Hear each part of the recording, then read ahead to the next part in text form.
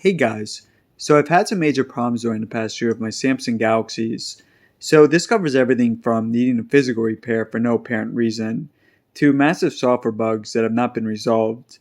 Even Samsung's latest flagship, the S20 Ultra, has the worst camera focusing I've ever seen, and I'm only getting started. These issues only occur with my recent Samsungs, not any of my other Android phones, and they're bad enough that I need to make a video about them. Now, I am a big Samsung fan and I've not had any problems with Samsung phones in previous years, but I think during this past year, Samsung has just created too many flagships and thus are losing focus. Let's start with the Galaxy S10 Plus. So, several months ago, my phone randomly had a permanent white bar appear at the bottom, as well as lower brightness. After doing some research, I found others had the same exact issue, and the only solution was to get the screen repaired. Fortunately, I was still under warranty at the time, and I was able to contact Samsung and got it repaired for free.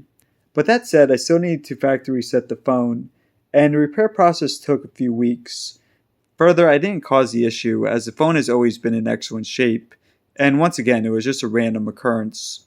So, this issue aside, I really liked the phone, but I definitely didn't expect my first phone repair to be for a $1,700 flagship. I hope others who encounter this issue are still under warranty, and hopefully I just got unlucky with it. Next, onto the Galaxy Fold, which of course needs no introduction. Obviously this phone, along with the Galaxy Note 7, have had bigger durability issues than any other phones in history. Even after Samsung completely recalled the review units last year and remade the phone, the final version is still extremely fragile.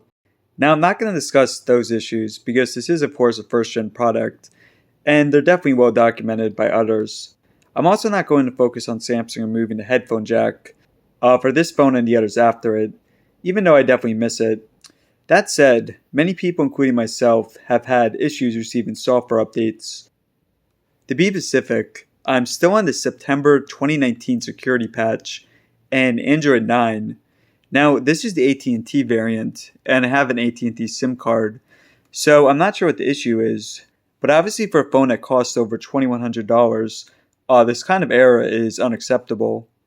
Now, Samsung did finally release Android 10 in the United States last month, and many other people received the update, but I and some others are not amongst them.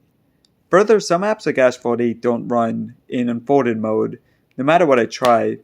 So it's possible, of course, that this glitch was fixed in Android 10, but I wouldn't know about that. The problem with phones like the Fold is that the sales are extremely low by flagship standards, so Samsung is not only a lot slower providing updates, but also when errors like this do occur, they're a lot less likely to be found and fixed. The Note 10 Plus, I'm happy to say, is the one phone here without any errors, so I was planning to use it to film this video.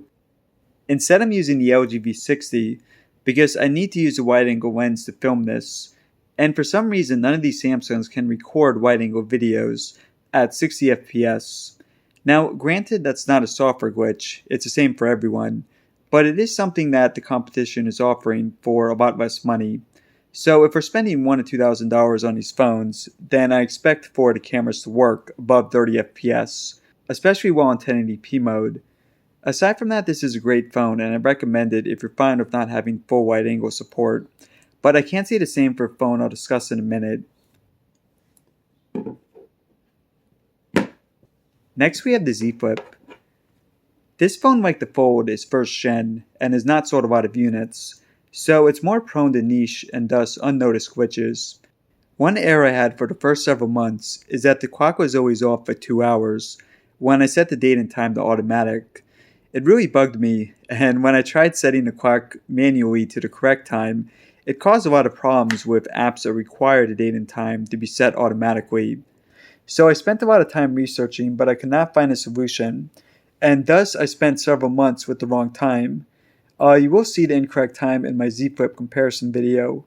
Fortunately, the most recent OS update did fix this issue, but I've still come across other smaller glitches, far more than I have for most other phones.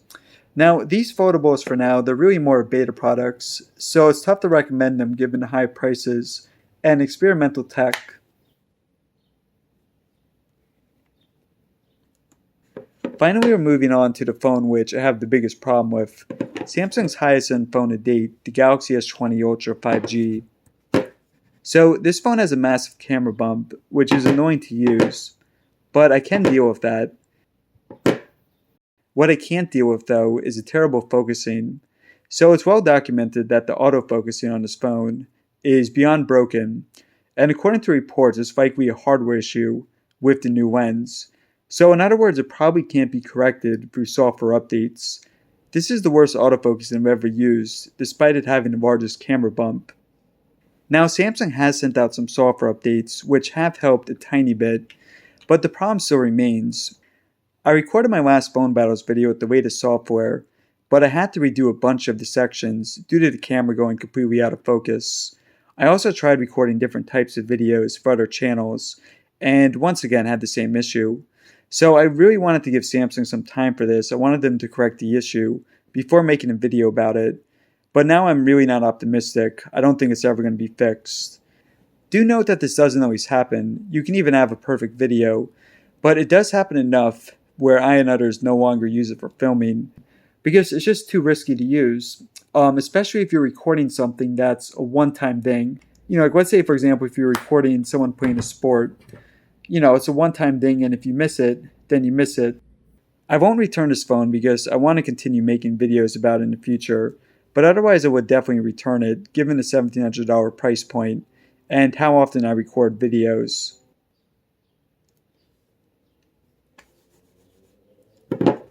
I bought every major Samsung that has come out during the past 5 years, and it's really only been the past year that I've had any issues. I believe this is because Samsung is offering too many products, including experimental ones like the Fold and the Z Flip.